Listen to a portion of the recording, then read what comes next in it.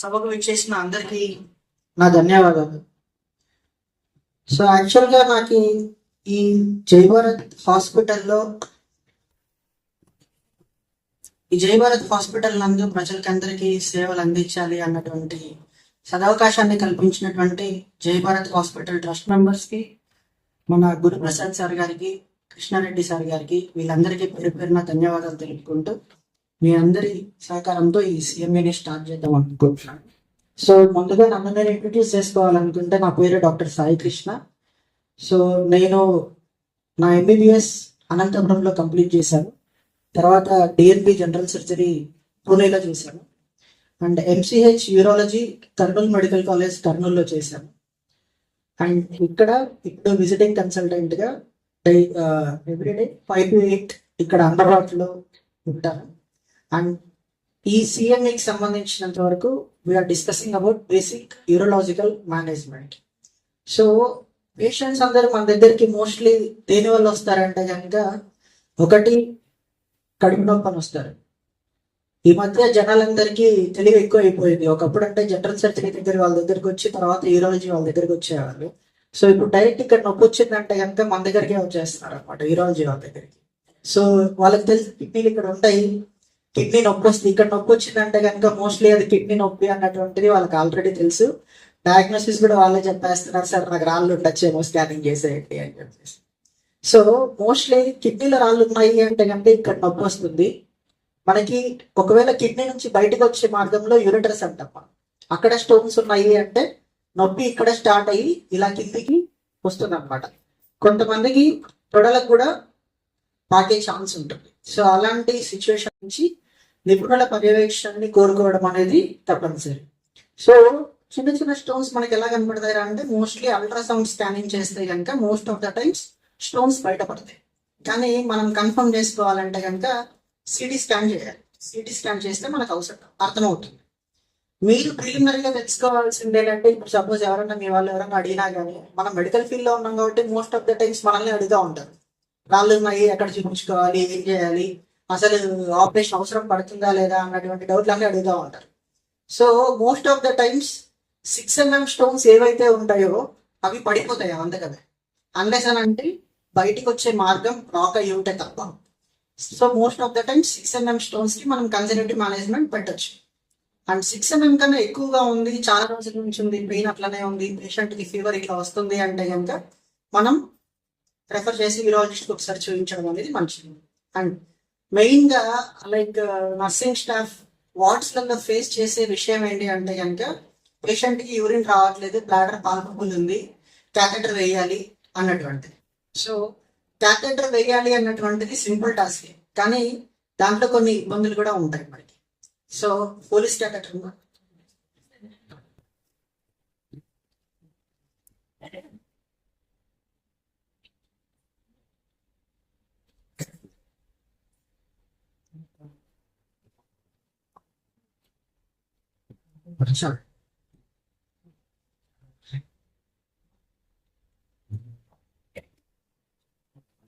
So basic గా మనకి police catheter 2 types ఉంటాయి.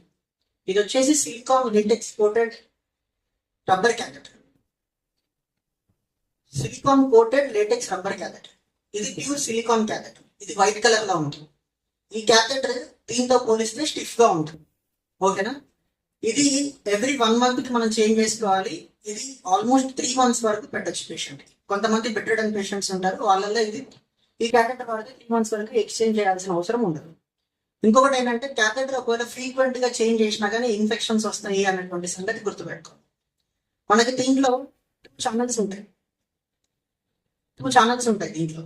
ఒకటి మనం యూరో బ్యాగ్ కి కనెక్ట్ చేస్తాం, ఇంకొకటి మనం బెలూన్ కి కనెక్ట్ చేయాలి, బెలూన్ ఇన్ఫ్లేట్ చేస్తాం.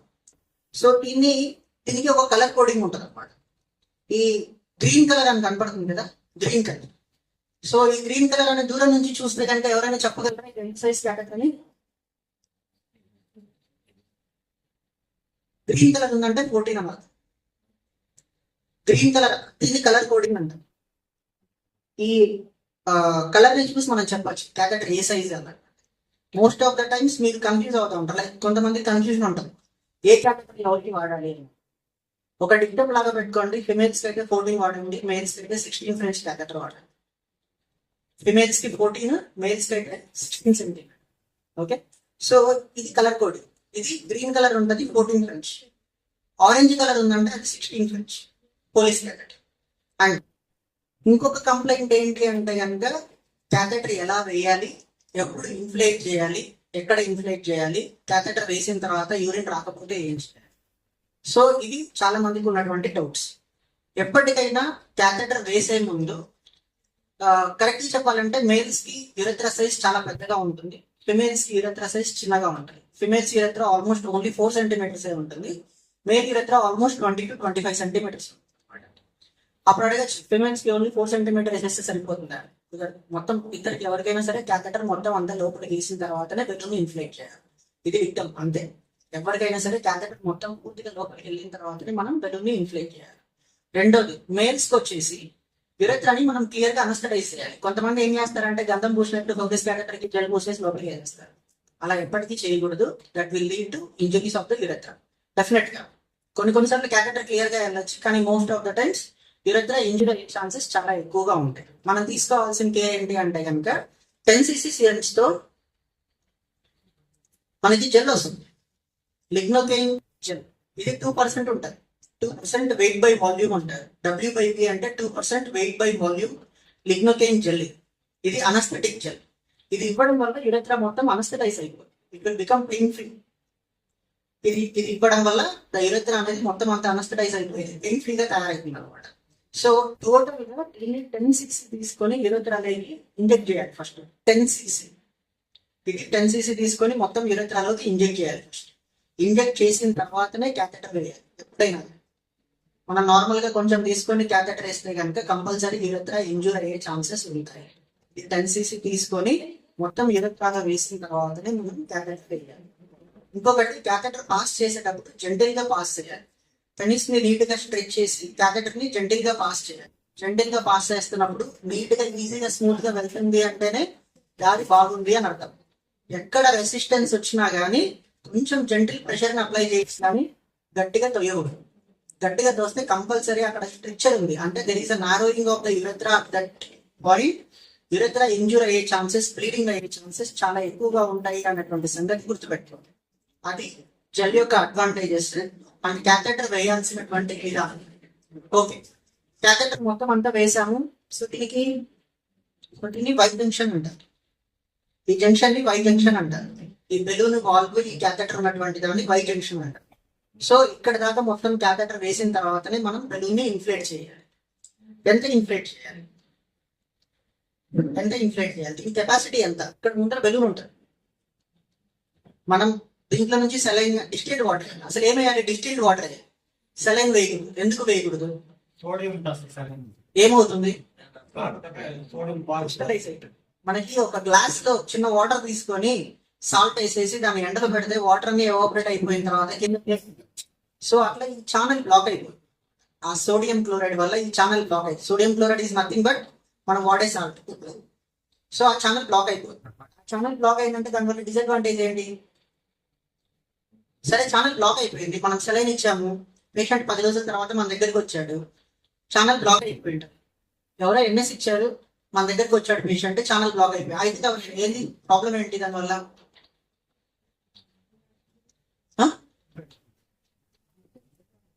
క్యాథెటర్ తీయడానికి రాదు. సో మీరు ఈ బెలూన్ దీనికి సిరంజ్ అతికిచ్చి తీస్తే కనుక బయటికి రాదు. ఎందుకంటే దీని పాసింగ్ ఏదైతే ఉంటుందో అది బ్లాక్ అయిపోయింది because of the crystallization of sodium chloride which is present in the NS. అది బయటికి రాదు. అప్పుడు ఏం చేయాలి? ఎట్లా? హౌ?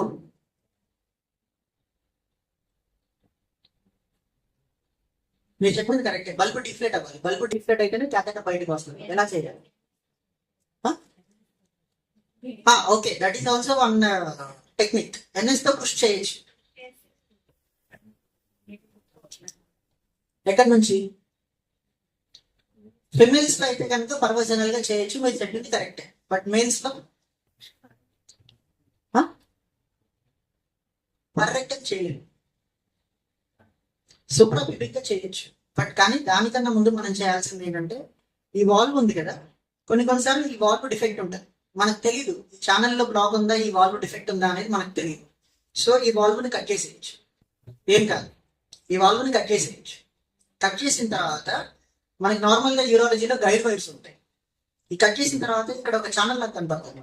ఆ గైడ్ వైర్ని ఈ ఛానల్లో పంపిస్తే కనుక most of the times obstruction relieve అయిపోతుంది.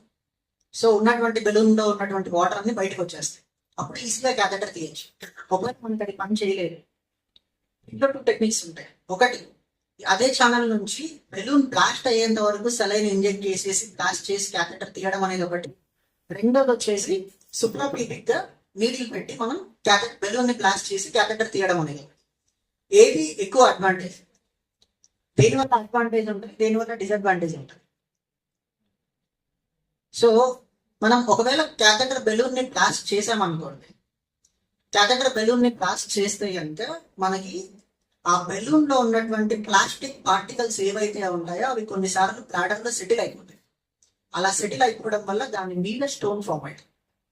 ఈ విషయం గుర్తుపెట్టుకోండి. ఎప్పటికైనా బెలూన్ బ్లాస్ట్ చేసే ముందు ఆ పేషెంట్ తర్వాత యూరిన్ క్లియర్ గా పాస్ చేస్తున్నాడా లేదా, ఏమన్నా రబ్బర్ పార్టికల్స్ వచ్చాయా లేదా అనేది కూడా ఒకసారి చూసుకోండి. ఎప్పటికైనా కానీ మీరు కౌన్సిల్ చేస్తే చాలు, వాళ్ళే చెప్తారు సరే ఇలా పడ్డాయి యూరిన్ పాస్ చేసినప్పుడు అంటే. సో అది మనం గుర్తుంచుకోవాల్సిన విషయం. సో దీని నుంచి బ్లాస్ట్ అయిందంటే వెల్ అండ్ గుడ్, లేదంటే సుప్రాపెడిక్ గా మనం పంక్చర్ చేయాలి, which is somewhat difficult. Blind గా పంక్చర్ చేయొచ్చు, లేదంటే అల్ట్రాసౌండ్ గైడెడ్ గా పంక్చర్ చేయొచ్చు. సో అది రిగార్డింగ్ క్యాథెటర్ బ్లాకేజ్. అండ్ ఎంత ఎంత ఇంజెక్ట్ చేయాలి బెలూన్ ని?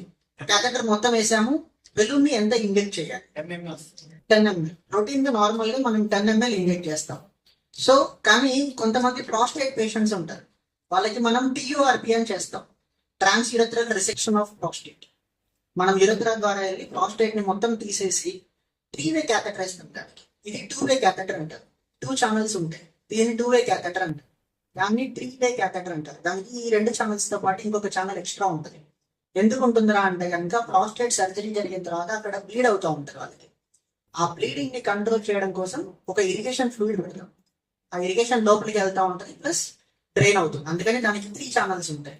దాంట్లో మనం ఆల్మోస్ట్ 40 to 50 cc వేయచ్చు. ఎవరైనా చెప్పగలరా ఈ బెలూన్ కెపాసిటీ ఎంత అని? మనం ఇంజెక్ట్ చేసే 10 ml అని అన్నారు కదా బెలూన్, ఆ బెలూన్ కెపాసిటీ ఎంత? ఈ క్యాథెటర్ కి ఆ బెలూన్ కెపాసిటీ ఎంత? ఆల్మోస్ట్ 30 to 50 ml ఉంటుంది. ఓకేనా? 30 to 50 ml వరకు మనం ఇంజెక్ట్ చేయొచ్చు ఈ క్యాథెటర్స్. ఓకేనా? అండ్ ఇంకొకటి, మనం క్యాథెటర్ పూర్తిగా లోపలికి పంపించిన తర్వాత లిగ్నోకేన్ జెల్ ఉంటుంది కాబట్టి అది పాసేజ్ ని బ్లాక్ చేస్తుంది. దీని నుంచి క్లియర్ గా యూరిన్ వచ్చిన తర్వాతనే బెలూన్ ని ఇన్ఫ్లేట్ చేయాలి. దీని నుంచి యూరిన్ బయటికి రాలేదు అంటే కనుక దేర్ ఈస్ సంథింగ్ రాంగ్. అప్పుడు 10 ml సెలైన్ ని దీని నుంచి ఫ్లష్ చేసి యూరిన్ వచ్చిందా లేదా అనేది కన్ఫర్మ్ చేసుకున్న తర్వాతనే మనం బెలూన్ ని ఇన్ఫ్లేట్ చేయాలి. ఓకేనా? లాస్ట్ టైం నేను ఒక చోట చూసాను, ఒక కేసు, క్యాథెటర్ వేశారు, బెలూన్ ఇన్ఫ్లేట్ చేశారు, యూరిన్ రావట్లా. సో క్యాథెటర్ ఎక్కడ బెలూన్ ఇన్ఫ్లేట్ చేశారా అంటే కనుక బల్బార్ యూరెథ్రా అంటారు. యాక్చువల్లీ మెయిల్ యూరెథ్రాలో 4 parts ఉంటాయి. వినైల్ యూరెథ్రా, బల్బార్ యూరెథ్రా, మెంబ్రేనస్, ప్రాస్టాటిక్ అని 4 parts ఉంటాయి. సో అది బయటికే, ఇంకా బ్లాడర్లోకి వెళ్ళక ముందే బయటనే బల్బార్ యూరెథ్రాలో అది కాయిల్ అయి ఉంటుంది అనమాట. అక్కడే ఇంజెక్ట్ చేసేసి ఇన్ఫ్లేట్ చేశారు. దానివల్ల ఏమవుతుందిరా అంటే బల్బార్ యూరెథ్రా మొత్తం నెక్రోజ్ అయిపోయి స్ట్రిక్చర్ వచ్చేస్తుంది, నరేంగ్ వచ్చేస్తుంది. ఆ తర్వాత మళ్ళీ మనం క్యాథెటర్ పాస్ చేసినప్పుడు పేషెంట్ కూడా సరిగా యూరిన్ పాస్ చేయాలి. సో నెక్స్ట్ టైం ఎప్పుడైనా క్యాథెటర్ వేస్తున్నప్పుడు ఈ జాగ్రత్తలు కొంచెం గుర్తుపెట్టుకోండి. ఓకేనా? ఈ అవకాశాన్ని కల్పించిన పెద్దలందరికీ నా ధన్యవాదాలు. Thank you.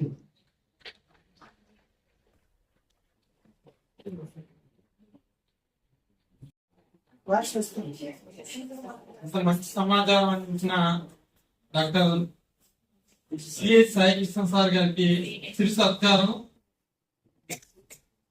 వారికి ఈ కార్యక్రమంలో మనందరికీ సభ్యులు తెలియజేసినందుకు ఈ హాస్పిటల్ తరఫున ధన్యవాదాలు తెలియజేస్తాం.